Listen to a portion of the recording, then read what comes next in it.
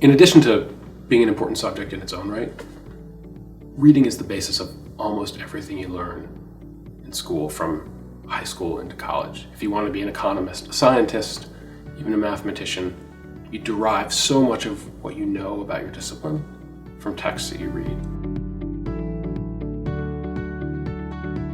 We intentionally chose the word reconsider as opposed to other potential verbs like rediscover or reinvent, because we really think that a lot of the ideas in the book can be used as tools. They don't necessarily need to overhaul reading instruction. It's about a couple of key ideas here that might be able to be introduced into a classroom with great effect. The last thing a useful book should do is tell you that you're doing it all wrong. I think most reading teachers are actually probably doing a lot right. And what we want to help them do is ask some key questions and think about a few things that can make them a little bit more rigorous, a little bit more challenging, a little bit more engaging, inspire their kids a little bit more, get a bit more out of them.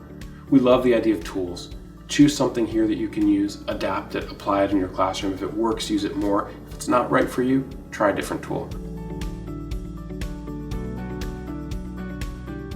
We were really thinking about teachers of readers in grades 2 through 12 because we don't really address learning how to read in the book.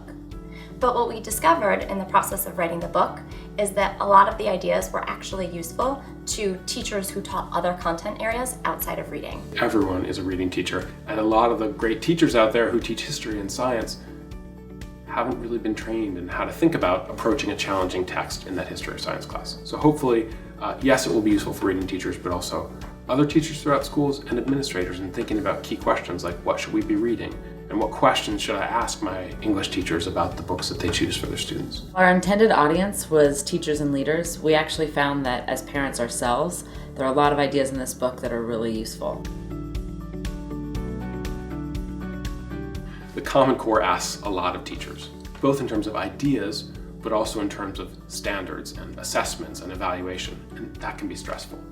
So we tried to take a look at what are the most important ideas in the Common Core. What are the things that we can focus on for the long term that feel real and rigorous to us as English teachers and reading teachers, and that if we teach them and we teach them well, the tests will take care of themselves. I think the positive impact of the Common Core is that it changes the way that we think about what students are reading and how they're reading it. And so we think that 4 of the most useful ideas in the Common Core are about the difficulty of the texts that we choose, the types of texts that we choose, reading more nonfiction, doing close reading, and writing for reading. In addition to the 4 core ideas of the Common Core, there are basic fundamentals that reading teachers need to use in their classroom in order to teach those 4 core ideas effectively. For instance, how do they address vocabulary with their students? How do they ensure that they both have a depth of knowledge of vocabulary while at the same time addressing the breadth of vocabulary there is out there for students to understand? Along those lines, how do teachers facilitate an effective discussion in which students are then building proactive discussion habits? How do they lead a turn and talk, for example, about a text? And similarly, how do they ask students to read? How do students read independently but accountably? And how do students read together as a class in a way that's efficient and also accountable for students? Part of what we have to be comfortable with as readers is the idea that we're going to struggle. We have to be comfortable struggling.